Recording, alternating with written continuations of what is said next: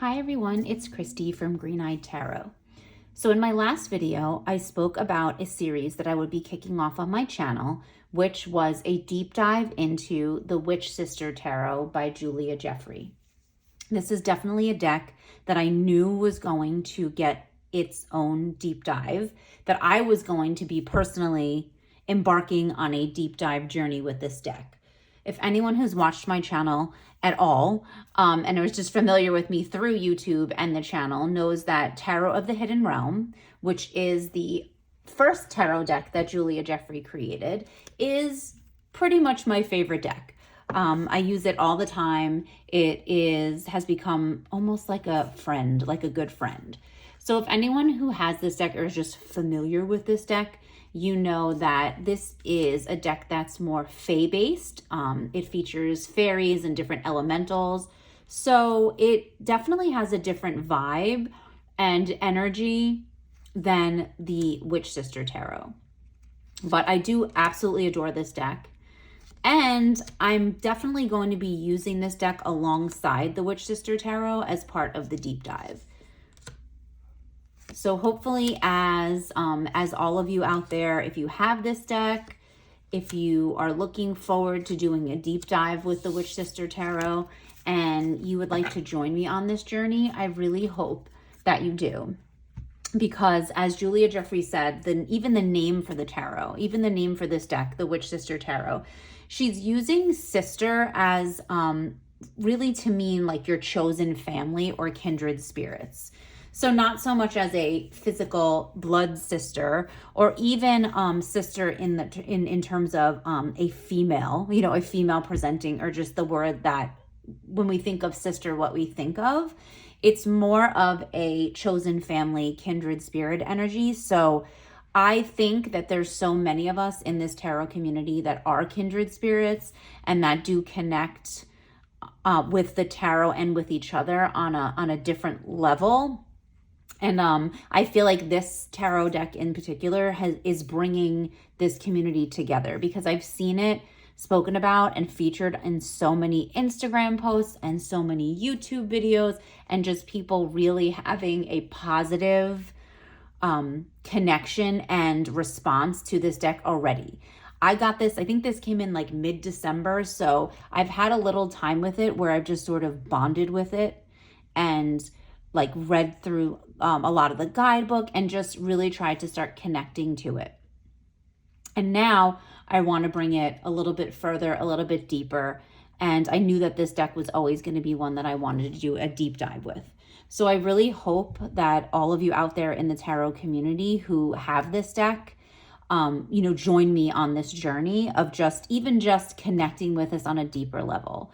Not even through the videos, like you don't have to watch the videos on my channel, just in us connecting and sharing with each other. I hope that really happens. So please, if you have this deck and you're interested and you want to just connect and talk about it, please leave a comment below and so that we can, kind of hear what each other have to say about this deck and sort of build up that community of chosen family and kindred spirits that this deck, I hope, is going to just bring us all together in that way. So the Witch Sister Tarot, it is by Julia Jeffrey. This is a Llewellyn deck, so it was published by Llewellyn. So it's your standard like Llewellyn box, the big box that we've come to know from Llewellyn with the magnetic closure. Everyone who has this deck, I'm sure, is very, very familiar with the packaging. It says, the magic of the ancestors beats in your blood, feel its power, and free your wild soul. So it's beautiful. It's obviously very well done. Llewellyn, does a great job with these big box decks in terms of the quality. I think it's very nice. So then, of course, we have the guidebook that comes with it. So this is Taking Flight with Your Witch Sisters. I think the beautiful thing about this deck is that Julia Jeffrey created the deck all on her own. So she did all of the artwork. She is an artist, so the artwork is hers, but she also wrote the guidebook. Now, for the Tarot of the Hidden Realm, her guidebook was written by Barbara Moore. Now, that's not to say that this is anything lesser because of that. Barbara Moore, I think this guidebook, I love this guidebook. It almost reads like a storybook. So it's a great guidebook. And I think Barbara Moore did a great job of capturing that Julia Jeffries artwork and just the intensity of it and that real like intimacy, that intimate feeling of Tarot of the Hidden Realm. So I don't think that it took anything away from Tarot of the Hidden Realm. I just think that it's lovely to see this tarot deck feature Julia's writing and her thoughts, on how she approached each card and the artwork. So I think in terms of just hearing an artist's words, I do love that, this entire deck is by her, and it features, her words and things like that. So this is, again, the standard sort of Llewellyn guidebook that comes with these big box. So it's glossy. You do get full color images, which is lovely. I feel like for a deep dive, this is especially great because if you have failing eyesight like I do, and just eyesight that's not too great, it's nice to have these big images to sort of meditate on and study. So that's a really nice feature in these guidebooks. So again, it's your standard Llewellyn kind of guidebook. I do want to talk a little bit about the background of the deck because we're doing a deep dive. So I definitely want to start with sort of an introduction. And any of you that have this deck, if you've read the guidebook, this is information I'm sure that you've already gotten because you've looked through the guidebook, but just some key points again. It's a very Celtic theme deck with a strong focus on Scotland. So Julia Jeffrey is from Scotland. She lives there. So she's connected very much to the land there, she says. And so many of the inspiration she took came from historical figures like Isabel Gowdy, who was a woman who was tried for witchcraft in Scotland, and there is a whole testimony of hers. So she does talk about how she connected and read through the testimony of Isabel Gowdy, and that was a huge inspiration for this deck. And then it branches off into other goddess figures like deities within that Celtic pantheon, and just other, different myths, legends, and things like that. So it is a very Celtic, its history and its lore is rooted in that Celtic world, with that strong focus on Scotland.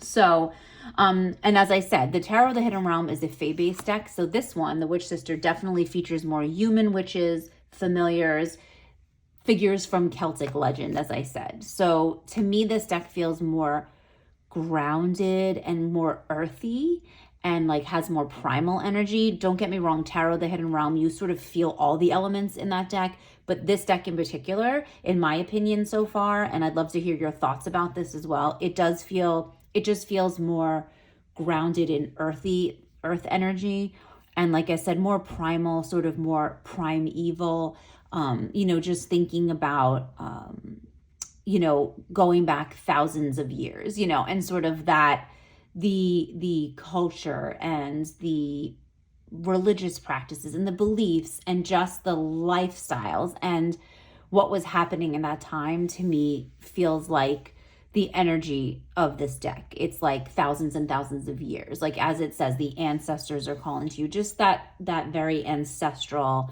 and very grounded and earthy and connected energy. That's what I feel from this deck so far. And I haven't had it that long, but that's just my initial sort of feeling into what this deck really represents and how it's different from the Tarot of the Hidden Realm.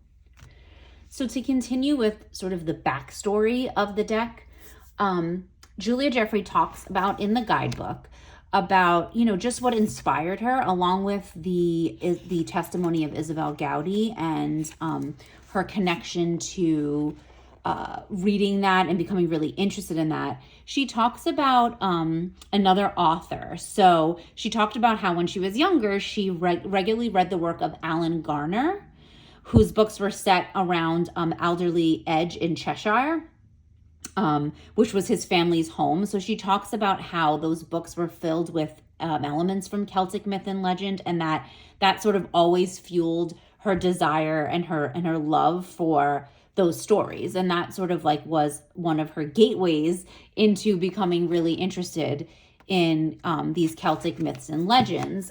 So as part of my deep dive, I thought, as I started reading this, I was taking notes about, just what she was saying, and just really thinking about references and resources I could use to ensure that I'm really getting that deep dive experience, and just sort of to enhance, right, the work I'm going to be doing with this tarot deck. So I started taking notes, and so I was so fortunate that I was able to come across the first two books in the series by Alan Garner.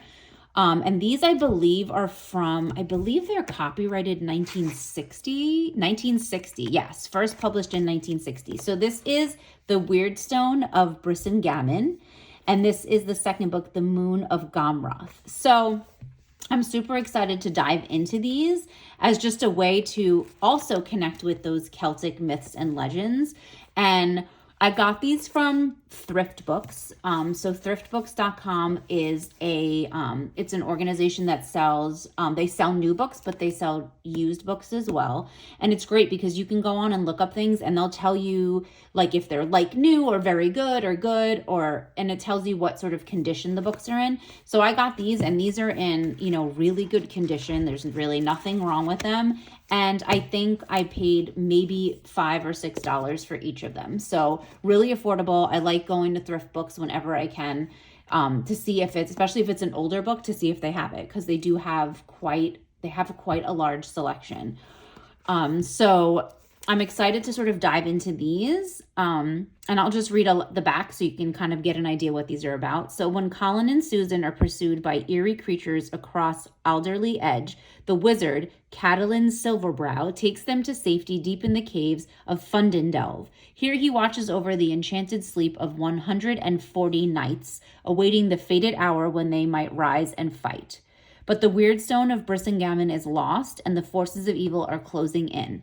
The children realize that they are the key to its return, but how can they defeat the powerful magic of the Morrigan and her deadly brood?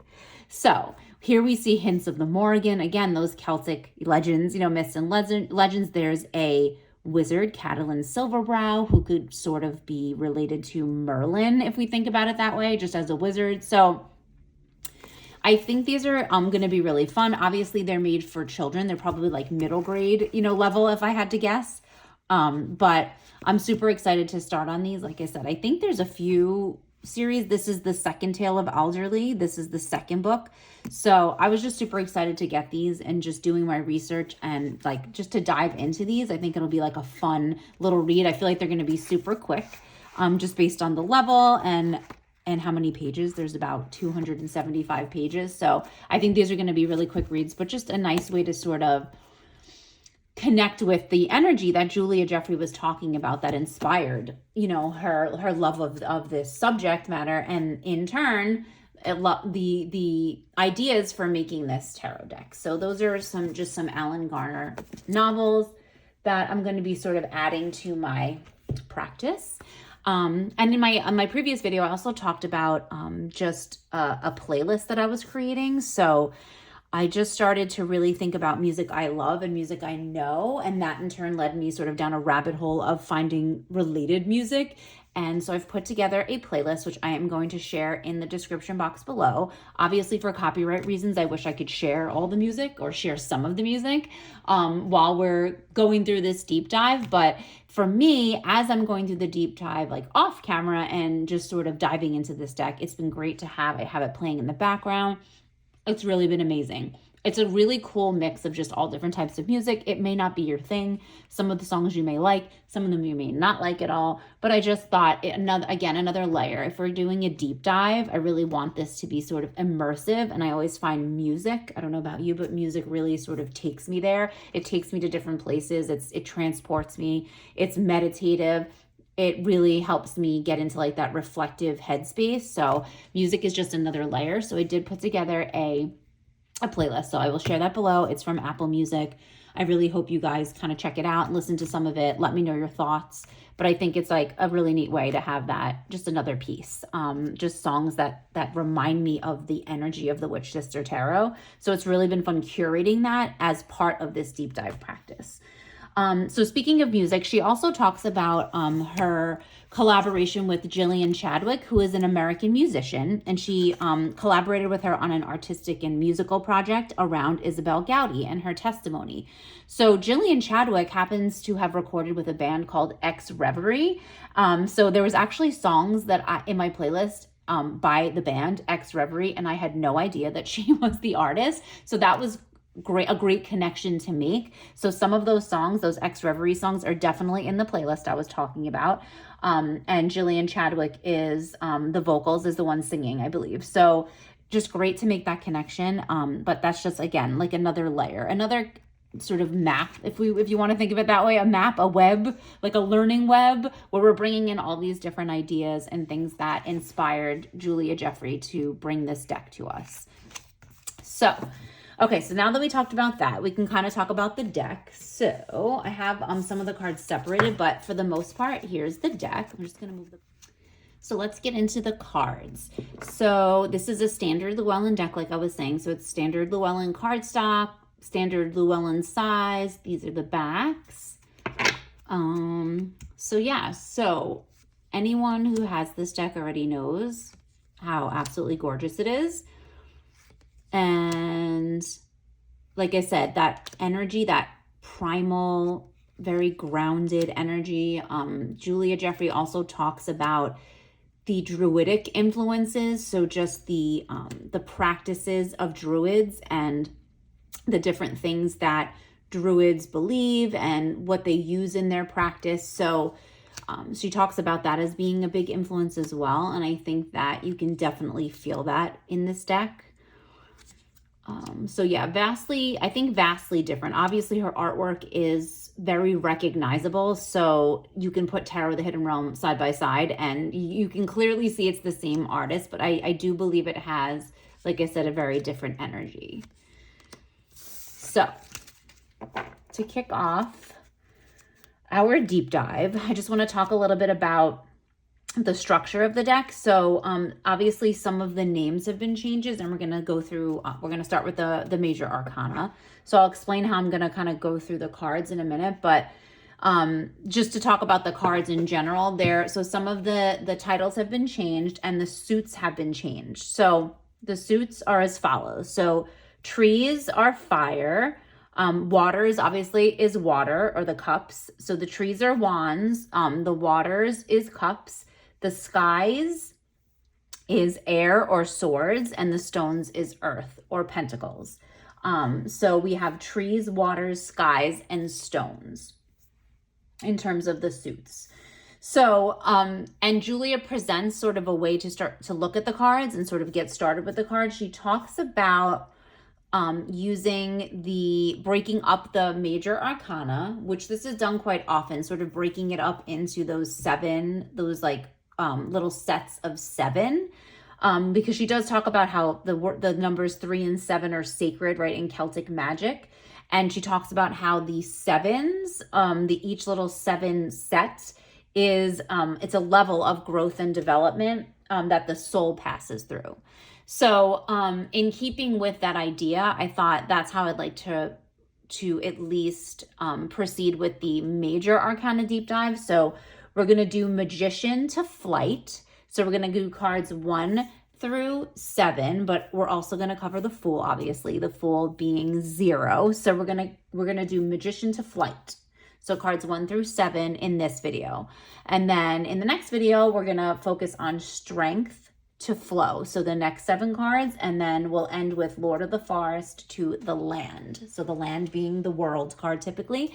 So that's how I'm going to structure these videos. So in this video, we're going to talk about the Fool card, and then we're going to do cards 1 through 7.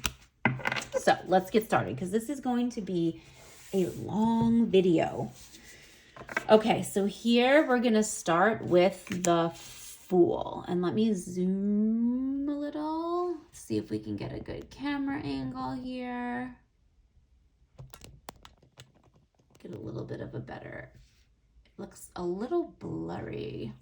All right, let me try to get some better. Let me see if I can adjust the lighting and get the camera a little bit more focused. Okay, I think that's good. That's better. So here we have the Fool card. It's a beautiful Fool card. I just love the way Julia does expressions, right? Her Tarot of the Hidden Realm is so up close, and this one is the same, right? So it's very intimate, and so she does a lot with facial expressions, body posture, the way this figure in the Fool card is sort of crouched in the grass, and almost, it's just almost like the moment before, right, that she's going to spring into action. So capturing that, it's always, like I said, facial expressions and their body posture, the way that they're positioned, is she does such a wonderful job using that in order to convey meaning. So in the guidebook, she talks about this sort of the time of day as being the gloaming. And the gloaming is this beautiful, very poetic way of saying twilight or dusk. So becoming dark, but not yet fully dark. And so I love that, the use of the word, obviously the gloaming, like I said, it's so poetic. It's just a beautiful word, but it does mean twilight or dusk. So that time where it's getting dark, but not quite there yet. And I like that for like a symbol for all that could lie ahead, right? In that growing dark, it's just what could lie ahead, right? As the sun sets and the darkness falls, there's that what's going to lie ahead. And I like this, her posture sort of like it feels like she's tuning into nature. So she talks about this as like being like your inner compass, right? That your plan as the Fool, like the Fool is always sort of seen as mad, right? Like, or naive and innocent. And she talks about how it, like, you trusting your inner compass and like what you're going to do next, like the path you're going to take, that it may seem mad to others, right? It may seem like what the heck are you doing type of situation, but that you have to be able to trust that within yourself, right? In deciding what your next step is going to be. So she's sort of in this place of not quite dark, light still there, not quite dark. She's in this sort of like middle place. So she's setting out right on the journey. So that's where we get that Fool energy of sort of setting out, on a new journey, and really kind of trusting that you can make that decision for yourself. Like, you don't know what lies ahead, but you're sort of having that faith. So it's just like we think of the leap of faith when the Fool is kind of taking a leap off of the cliff. It's that leap of faith and really kind of trusting in oneself, even though people may think you're mad. So I love sort of the depiction of this, and how she talks about getting closer to earth, right? So connecting to the earth and really and having that connection and tuning into what's going on around you. And then like it kind of gives you the energy, right? It gives you that burst of energy. So in my other video, I talked about the deck that I've been using with the Witch Sister Tarot. I talked about this, the Celtic Goddesses, Witches and Queens Oracle by Danu Forest. So this deck I'm pulling in because I've been using it together. I'm pulling this in as part of my deep dive. So what I did is I really thought about I connected with the energies, the goddesses, the witches, the queens that are in this oracle deck, and I found an oracle connection, if you will, like a connected oracle card that sort of reminded me of the energy of each one of these major arcanas that we're going to be looking at. So for the Fool, the card I chose was Abnoba from the oracle deck. So, and the reason I chose Abnoba is because the Danu Forest in the oracle, in the guidebook, she talks about going to a high place, right? And seeing your situation from there, sort of gaining a different perspective, but going to a higher place and trusting your voice within. And I just thought of like the cliff, right? The typical like traditional Fool cliff that we see, like the Fool on the edge of the cliff. And I just thought about like that, going to a higher place. Kind of and being up high and like seeing your path. So like instead of like going off the cliff, thinking of the Fool as someone who's going to be stepping off a cliff, but really just stepping off onto their path, and know that like they're not going to fall, right? That there's solid ground. So that's that getting in in tune with nature and connecting, right? Having that connective energy to your surroundings. And so I like this. And if you can see in this card, in this Abnova card, she's like, it looks like she's not on a cliff, obviously, but she looks like she's higher up, and she's about to take action. She really looks like she's poised for something. And just the two of these together, I just feel like the Fool looking like she's poised, and this figure of Abnova looking like she's poised, right, to take action. She's sort of trusting in her own abilities and her intuition and listening to that inner compass. So I just thought this was a great connection. And because I've loved using this deck so much together, these decks, this Oracle deck with the Witch Sister, I decided let's pull some of these energies together and just see how they work. So that's the Fool in the Witch Sister Tarot. And I just love it. Like I said, I love the expression on the face there. She's serious, but she has a look on her face like, I know what I'm doing. And I don't care if you think I'm foolish. I may be the Fool, but I know what I'm doing, and I'm connected and grounded, and, I'm ready, basically ready for that new path. So I love that. Okay, so next we're going to move to the Magician. So the Magician in this deck is this beautiful stag, right? So Julia Jeffrey talks about this representing that, like, the god of the Scottish witches, and how stags are depicted in like Pictish, like, stone carvings from like thousands of years ago. Like, you can find them. They've been found all over Scotland.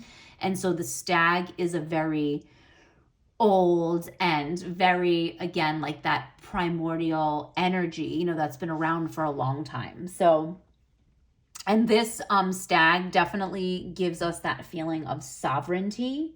She talks about wild lands that were taken from them. So really just thinking about the history of the land that Julie is referring to, of Scotland, of just that region, and the things that have gone on in the country of Scotland, and just how this stag sort of represents like the wild lands that were once taken from them. And again, that connection to nature, right? That connection to those forests and those lands, and sort of the idea of like this stag being driven out, right? Driven off of those lands, that wildness being sort of driven away. And, that idea that what you need to do, right? So the Magician energy is we always think of, you have your tools, right? You have sort of that power. And I feel like this stag seems very powerful, like just the stance. And I get that. It's almost like it's that raw power, but because the energy is connected to earth, right? That earthy and that grounding energy, you feel like he's like sturdy, and like he's got the tools, and he knows, right? The stag knows what he needs to do. It's sort of reclaiming that wildness and that magic, and knowing that you have that magic inside you. So that's the Magician. And so from the Oracle deck, the Oracle connection I made is Ragnell. And isn't she just beautiful? And like, look at how these complement each other, just the energies of it, with these like tree branches. And I don't know, I just feel like all the elements, like I see all the elements in this card. So I chose Ragnell because Ragnell, from the guidebook for the Oracle, it talks a lot about sovereignty, like I was saying. So the sovereignty, that sovereignty aspect, that sort of power over your own self, over your own lives, right? That's the Magician. Like, you hold the power, you have the control and the tools you need to make things happen. It's like all within your control and within yourself. And the message in the guidebook for Ragnell talks about, like her head held high and in her power, right? My head held high and in my power. And to me, that was like, immediately I was like, the Magician. Like, that's the connection that I made, just that feeling, like that sovereignty, that feeling of sovereignty. And so the prayer to Ragnell from the guidebook says, Ragnell, teach me the power of being myself and showing my true nature to the world. May I honor the wise one within me, all that is old and all that is new, head high and in my power. May I see the beauty within myself and others in all that we are. So I just thought, I read that because there's a prayer, which is amazing in the guidebook for the Oracle deck. There's a prayer. And so to me, the Ragnell, the prayer to Ragnell, that just really clicked with this energy of being sovereign and, you know, sort of regaining and reclaiming that wildness and that connection to the land and having strength and purpose. And Julia Jeffrey in the guidebook talks about, he tells us that our wild soul is still intact and still connected to the land, and that our blood beats with the surging sap in the mighty oaks. So again, just that groundedness, right? That connection, and it's sort of a reassurance, right? It's that reassurance that we can take action, that we're headed in the right direction, and that we have everything that we need, right? I feel like that's always the energy of the magician. But so I love these two together. I feel like this is such a great energy together. Like, it's such a cool combination, the magician and Ragnell from the Oracle deck. So yeah, I love these two together. Like I said, as a pairing, it's just amazing. Okay, so here we move on to what we traditionally know as the High Priestess. And the High Priestess in this deck is Nick Nevin. And Nick Nevin is described as the great witch queen of Scottish folklore. And Julia Jeffrey talks about sort of the connection between Nick Nevin and Hecate. There's a connection there. She's related to Hecate. And with so many of these deities, I don't know if anyone has done deity work or is just connects with like the Greek pantheon and the Roman pantheon and just different deities from different cultures and different parts of the world. There's so many that are related to each other. So either it started as a goddess from one culture and was adopted by maybe people who moved into like the lands, or so Nick Nevin's related to Hecate as like a great witch queen. So she's related to shadow and moonlight and power and intuition. So we know that we think of the High Priestess as a like sort of what's behind that veil. So that's where we sort of get that feeling of shadow. And she's associated with the moon. So here we have this beautiful moon, in the back. So there's an association with the moon. I like this, like sort of like, it looks like she's either putting on the mask or taking it off. So sort of like what's lying behind, right? What's beneath. And again, like behind the veil, right? And so it's not a veil, but it's this mask. And so like, again, this reminds me of the stag's antlers. Like here we have, these antlers, and a skull. And to me, it's just, it has that connection with the magician, right? So, because I feel like the High Priestess is always like this yin and yang with the High Priestess and the magician. It feels like that as we move. And then we feel that again with the Empress and the Emperor. So I like that it looks like there's a mask she's either taking off or putting on.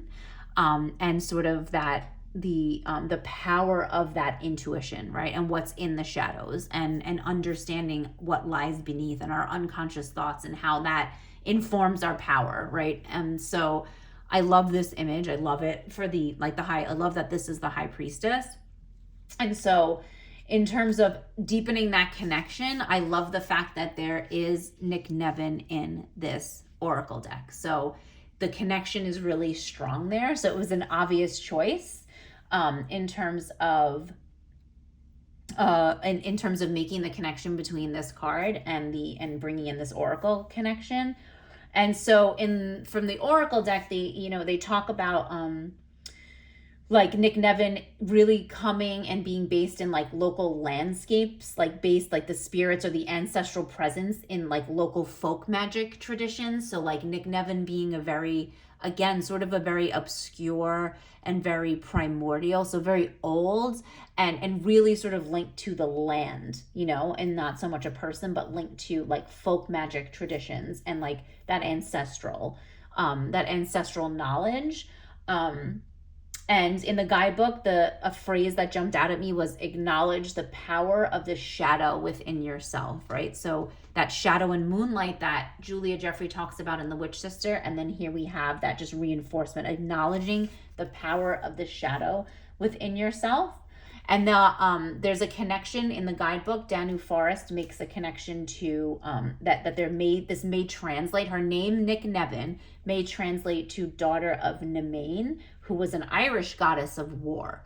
If we know like the three faces of the Morrigan, and we think about that, so there's a connection there between Scottish and Irish, right? I feel like there's going to be a lot of overlap. And I think Julia Jeffrey talked about how there's a lot of overlap between these Celtic deities and myth and legend. So Nick Nevin is related to Scottish, but her name may translate to the Irish goddess of war, daughter of Nemain. So there's that overlap of like Scottish witchcraft and fairy beliefs. So there's that overlap. And I think that that's amazing, because I feel like if we add Tarot of the Hidden Realm, we could get even a deeper level, right? A deeper level of meaning if we add Tarot of the Hidden Realm into this, and just the connection to fairies and that fairy lore and fairy beliefs and that overlap with Scottish witchcraft. So I just think like it's like a powerful, this to me looks like a very powerful trio.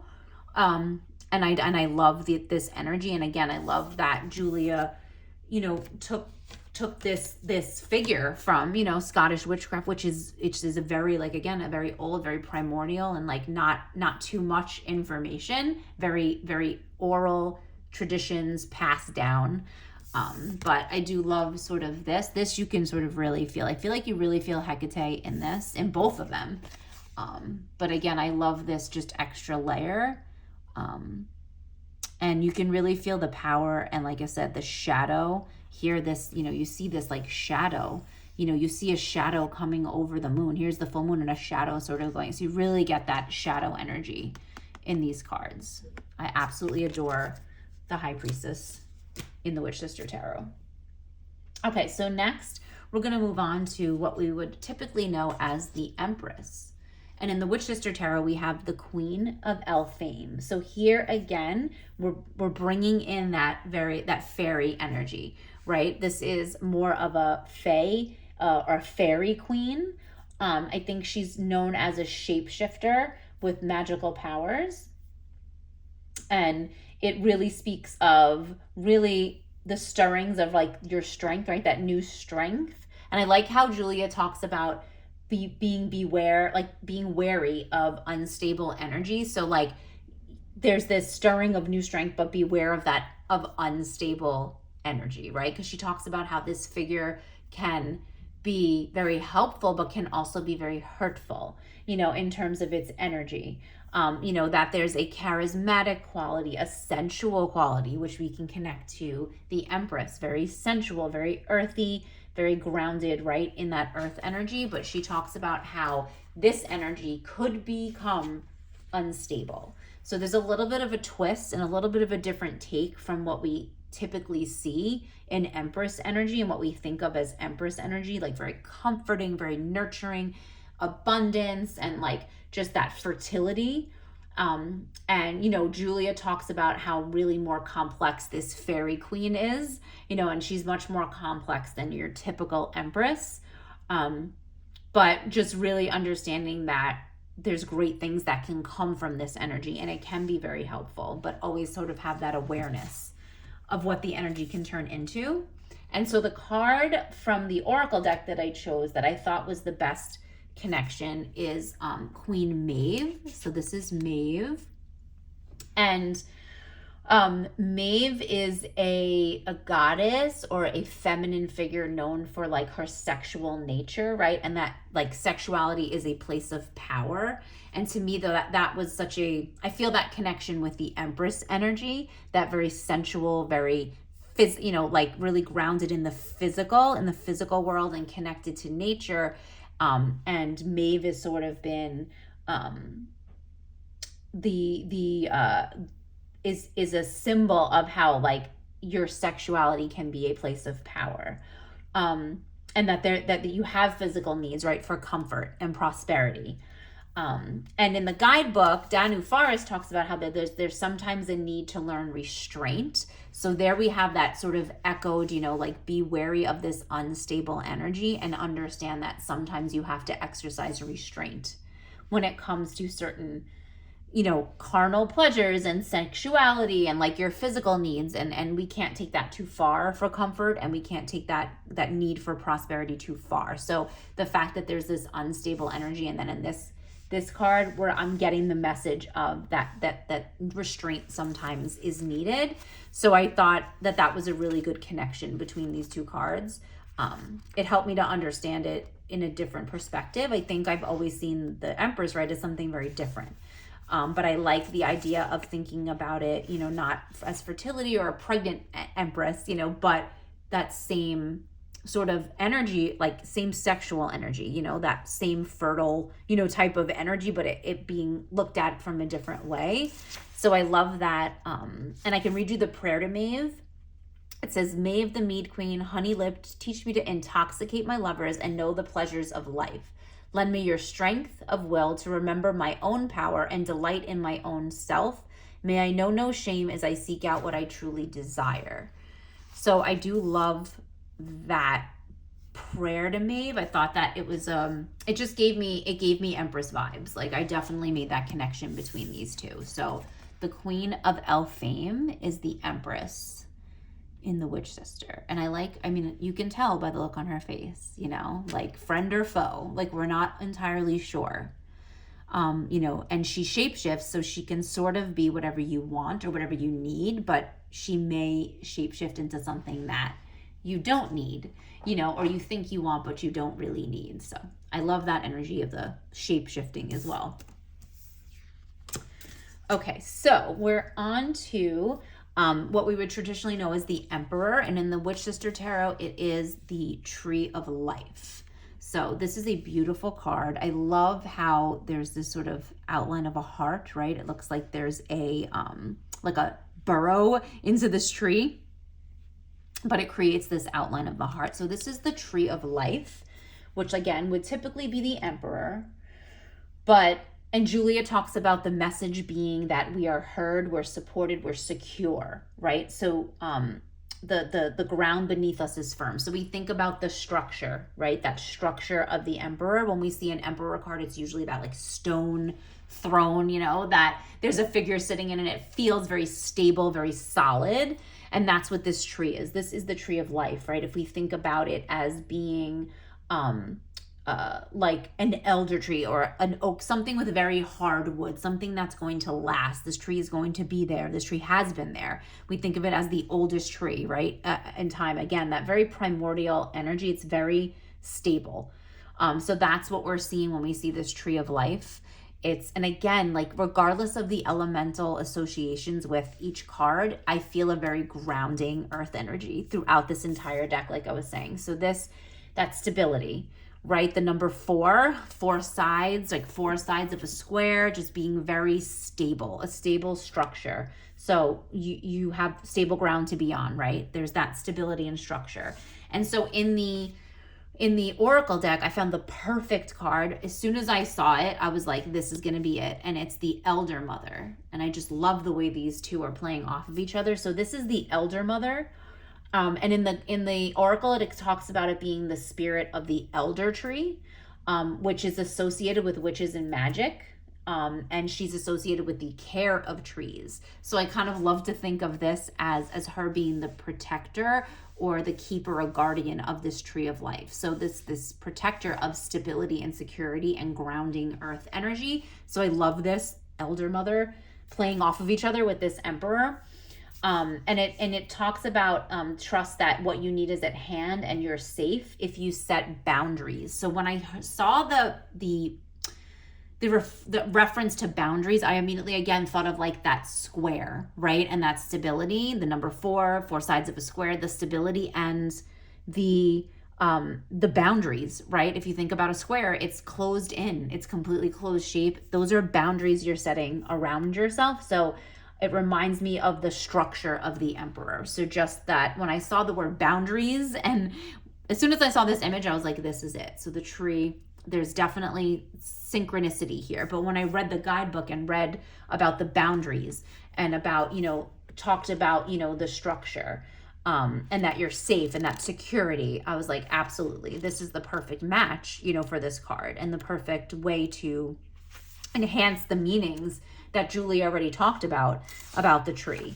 And it does talk about how the Elder Mother is associated, she's associated in English folklore, but she's also associated, she can turn herself into a hare, and in Scottish folklore it says that that she would stand under an elder tree at the sacred time of like Samhain, around All Hallows Eve, and if you do that, you'll see a fairy host like riding by. It's supposed to be the Elder Mother. So then again, we have that connection to fairy lore and, to fairy beliefs. So lots of layers. It's why I feel like these decks really complement each other and bring out so much in each other. So the Tree of Life, and here's the Elder Mother. Like I said, I feel like she's the protector. She's sort of the protector and guardian of this tree. And like you can see, she's sitting in a tree. So I love that. I love the way these two are playing off of each other. Okay, so now we are at what we traditionally know as the Hierophant. And in the Witch Sister Tarot, it is the tradition, which I love, because the Hierophant, typically one of the keywords I associate with the Hierophant is traditions. So this is the tradition. And Julia Jeffrey talks about this being, and this is a beautiful card. I love the way it's depicted, sort of seeing the, the years and years, or all the people that came before. And like, there's like in the back, there's like a figure with like stag, horns. And just, again, it sort of connects to the stag, the magician we saw, and that sort of that primordial like wildness that we have to reconnect with. So I love that there's like all the way in the back, there's this figure with some antlers, and it's just such a beautiful depiction of what we would think as teaching, right? And ancestral knowledge, and really kind of honing into what the ancestors are trying to teach us, and that we're being open to hearing it and open to learning, and we're connected. Julia rephrased it as connected to that wisdom from a lineage before us. So it's such a beautiful energy. I feel like the Hierophant card, especially, I don't know about all of you, but I know for me, sometimes I had a hard time connecting with the Hierophant, and just really, really connecting with the energy because of the imagery that's typically on it. So if we think of the Rider-Waite-Smith traditional imagery, there's like something that looks like a religious figure, like a bishop or a pope or a priest or something, like something that, and so I always struggled with connecting with that sort of energy. And so this depiction to me it's so much more magical. It means so much more to me. I can connect with this so much better. So just thinking about connecting to that wisdom, right, from a long lineage of people, and then connecting to that ancestral knowledge is such a more appropriate energy for me. So I love this card. And then from the Oracle deck, the Oracle I chose, the card I chose to go with it is Danu. So this is the goddess I chose to go with, the tradition, because she's considered an ancestral mother goddess, especially in Ireland. She's considered an ancestral mother goddess. So to me, that connection to ancestry and ancestral knowledge, and sort of that keeper of ancestral wisdom. And the guidebook for the Oracle talks about learning and like standing up to find your own way, right? So I always find the Hierophant is like, it's about learning about tradition, but then also reflecting on how that fits into your own life, right? And how you connect to it, and how you're going to integrate that into your own beliefs. And being sort of that idea of being held by those that come before you. And always thinking of learning and developing knowledge as a way to better yourself, but then also better those around you, right? So that feeling of community, and then how are you going to take the knowledge and the learning, and how are you going to better those around you, right? In service to others, and in service to the community as a whole, and in traditions as a whole. So it connects to that idea of community and tradition, right, from the Hierophant. So when I immediately, when I saw Danu and thought of how she's an ancestral goddess, and then when I read the guidebook, it really connected for me in terms of this idea of traditions and ancestral knowledge, and sort of being held by all of the people who came before you. And so let me read the prayer to Danu. River one, damp earth, you hold it all within you. Teach me to grow like the trees with deep roots and branches high. Teach me to remember the memory of the land, the flow of its blood, the tracks of all the peoples who've come before on their winding path along your banks, that I too may join their line and be a river to carry those who come after in blessing. Is that not beautiful? And just, to me, the perfect complement and blessing for this card, for this depiction of the Hierophant as the tradition, you know, sort of holding that ancestral knowledge and connecting with it and integrating it, and then taking it forward and sort of paying it forward, and being in service to others, and how are you going to do good for others? I love it. It's like this line of people, you know, that's there, you know, to guide you and to hold you up, like it said. So I love this energy. I absolutely adore this card. Like I said, for anyone who has a problem or it's been problematic to connect to Hierophant, this is the card that you may find yourself connecting to on such a deeper level. I know that's what happened for me. Okay, so we're at the last card in our little set of 7, which is the Lovers. So this card is the same. It's called the Lovers. So no real change there. It's a beautiful card. I think it's very beautiful. You can feel like it's very, again, earthy and connected, and has that sort of sensual, you know, type of feeling to it. I love it. And she talks about how there's rowan leaves and thistle in the cards. And I loved how Julia describes that as as a thistle being sort of a national symbol of Scottish resilience, which I think is beautiful. And then the rowan, you know, being such a magical tree. It's so important to magical and folk magic traditions and just pagan spirituality. Like the rowan tree is such a magical tree. So I love that those are there and sort of depicted as, you know, 2 parts as well as the figures in the card. And Julia talks about this in such a beautiful way. She writes about how it's a love that feels natural, organic, and unforced, which I think is such a beautiful way of talking about love. And she talks about self-love, right? And our own beauty and acceptance of flaws, and embracing our love for ourselves, and embracing new loves, whether it be a person or a place or an idea. It doesn't have to be a person. It doesn't have to mean physical love. And it could be like other types of love. So I like the connection of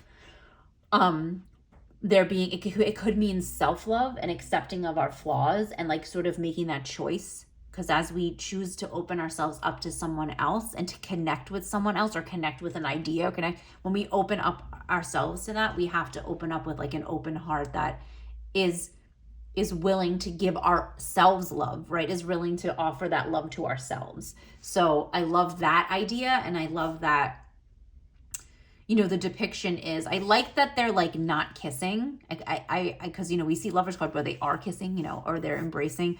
I do like that they're just sort of like in each other's presence, like with that really close, intimate feeling. Like, have you ever like stared at someone in the eye? Because we know that like sometimes eye contact can be uncomfortable. In some cultures, it literally is like disrespectful to make eye contact. And we think about how vulnerable and open you have to be this close to someone with eyes open and, you know, like right there in each other's like physical space, you know, and connecting in that way.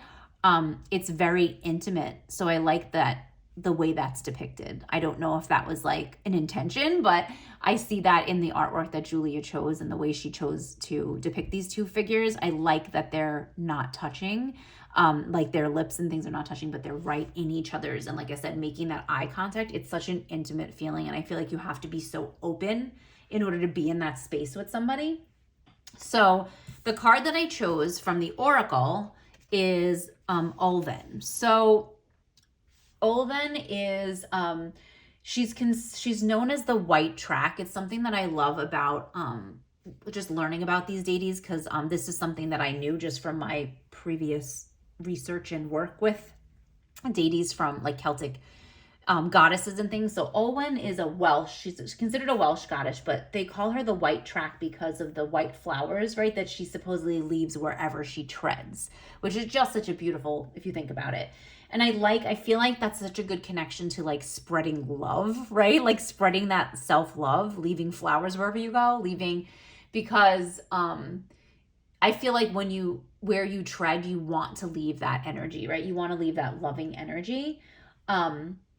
And the guidebook for the Oracle talks about Olwen being sort of that representative of knowledge and like the wholeness of your healed heart, which is such a beautiful thing to think about with the lovers. Because if we think about like having a healed heart in order to offer love, to heal our own, right, to heal that own like self-love and having that self-love, and to make sure that that's healed before we open ourselves up to others. And the guidebook for the Celtic goddesses, witches, and queens oracle, it talks about how our heart can hold many truths and many depths and speaks to love in all of its forms. And the prayer to Olwen part of it says, may I love and be loved. So I love that idea of love in all of its forms, because Julia talked about sort of it being a love of a people or a place or an idea, right? Or an animal, a pet, a tree, just your love of nature, your heart can hold many different types of love, and it doesn't have to just be romantic, right? Or physical love. And there's so many depths, right? And that speaks to love in all of its forms. So I just thought that was so beautiful and like the perfect complementary energy to the Lovers card. So that is the Lovers, and that is Olwen from the Oracle deck. I like that connection. Okay, so we did it. We've made it through the first 7 cards, and I feel like these are going to be very long videos, but I feel like it definitely deserves this deep dive. This deck is full of depth, and I think that the only way we're going to get a true sense of how far it can go and how far we can go is to do a deep dive with it. So I'm super excited to continue this journey with you. I would love to hear your thoughts on the deck itself, on the first 7 cards, like what your feelings are. Do you have a favorite out of these first 7? It's really hard for me to pick out of these 7 because I love them all. But I'd have to say my favorite so far is the Tradition, which is the Hierophant, for all those reasons that I spoke of. So I think that that's my favorite card, but it's really hard to pick because these are all beautiful and gorgeous and full of depth and full of meaning. So please let me know your thoughts. If you're going to join me on this journey, I would love to hear that you're joining. I believe that I plan on having at least one live related to this deep dive. So if that's something that you would like to see, please let me know in the comments. I would love to do a live where we all just get on with this deck and just really talk about it, and talk about what we've been learning from it and how you're using it and what you're pairing it with and just your thoughts on this deck, because I'm so excited about it. And I just feel so privileged to have it and be able to work with it. And I feel like Julia has given us as a community such a rich gift. So I'm excited to dive deeper into that. So please, if you have not done so, please consider just subscribing to my channel as we continue this journey through the Witch Sister. And I will see you in the next video. Bye.